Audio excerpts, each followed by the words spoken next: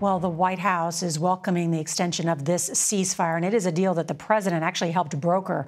But there are new questions tonight about when the remaining Americans will be released. And that's one of the reasons Secretary of State Antony Blinken will travel to the Middle East. We have just learned that America's top diplomat will visit Israel, the West Bank, and the United Arab Emirates later this week. CBS's Ed O'Keefe is at the White House.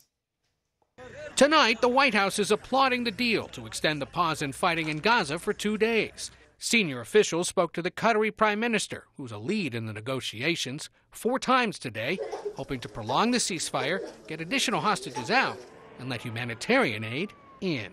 Another 2 days, I mean, my goodness, that gives you the chance for dozens more trucks and tens of thousands of more gallons of fuel that can get into Gaza to people in need. The administration is closely tracking the fate of what it believes are 8 or 9 Americans still being held hostage in Gaza.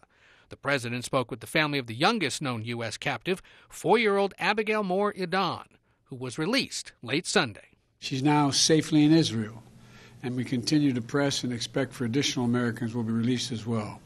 Meanwhile, American forces in the region remain on heightened alert for more attacks by Iranian-backed militant groups. The most recent came Sunday, when missiles fired from the Houthi-controlled territory inside Yemen landed in the Gulf of Aden near the USS Mason, part of the Eisenhower strike group now in the region. The Mason had been responding to distress calls from an Israeli-owned tanker that had been briefly seized by 5 Somali pirates. The Iranian-backed Houthi rebels have seized other vessels in the Red Sea, including an Israeli-linked cargo ship.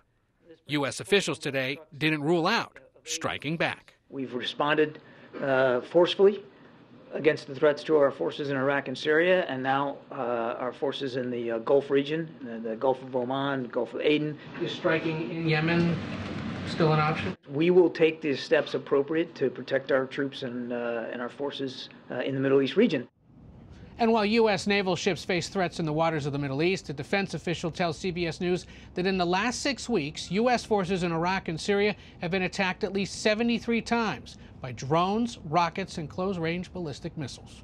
Norah? Ed O'Keefe with that new information from the White House. Thank you.